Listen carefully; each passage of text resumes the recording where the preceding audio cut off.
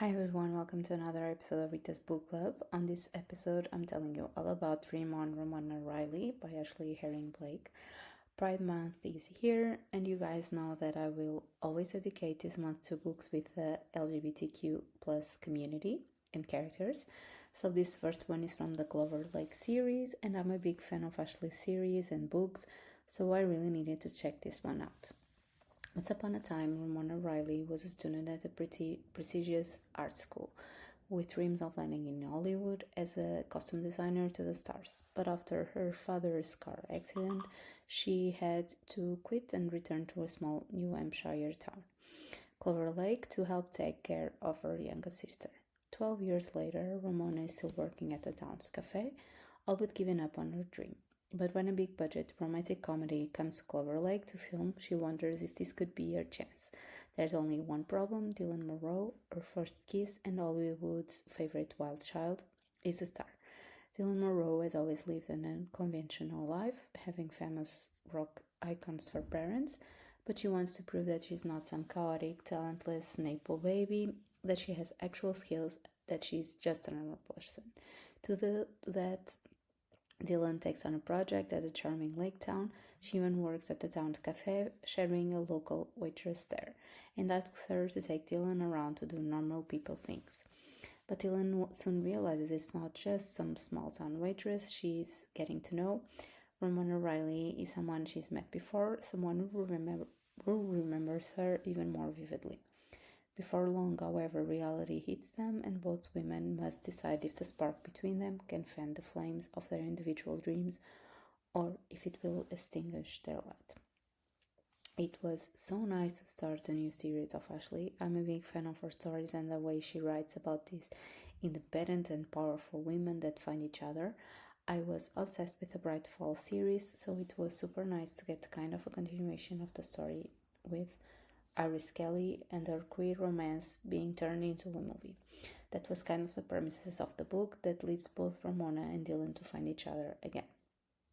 I love a good second chance romance, and this one was just so cute and precious. These two characters actually met when they were teenagers and in a difficult moment for each of them. Ramona's mom had abandoned them, and she was feeling the pressure of having to grow up and take care of her baby sister. And Dylan was once again having to deal with her parents' unreliable behavior and being on rehab and once again. I think that's what made their reunion so special. When they were kids, they spent the most perfect night just being kids and not feeling the pressure of what their lives were and were going to become. So, so when they meet again as adults, they feel the special connection that united them in those moments and felt real trust towards each other, even if they didn't know every single detail of what was going on with their lives. I loved how both of them were so independent, but also how vulnerable they were with each other. They were going through different things, but in a way they were connected. It was important that Ramona gained trust in herself to follow her dreams and to just shine, while Dylan gained trust in her acting skills and how she was more than her past and the people that took advantage of her. This made their relationship super sweet and lovely, but very realistic. They had to chase their own dreams, to be confident in who they were and who they wanted to be together. The chemistry was always there from the very first moment they locked eyes once again, but it was special to see love and real friendship flourish between them. In another aspect, I thought the family issues that each of them had were really well done. Ramona needed to leave the nest and trust her father and sister to be okay without her. She needed to live her own life and chase her dream job. And Dylan needed to let go of the past with her parents. They were trying to be different with her and they needed to work together to become a new family. She had to choose if she wanted to be a part of that or not. I also really liked the whole town, but especially April's friendship with Ramona. That felt so special, and I know those two will be connected for life.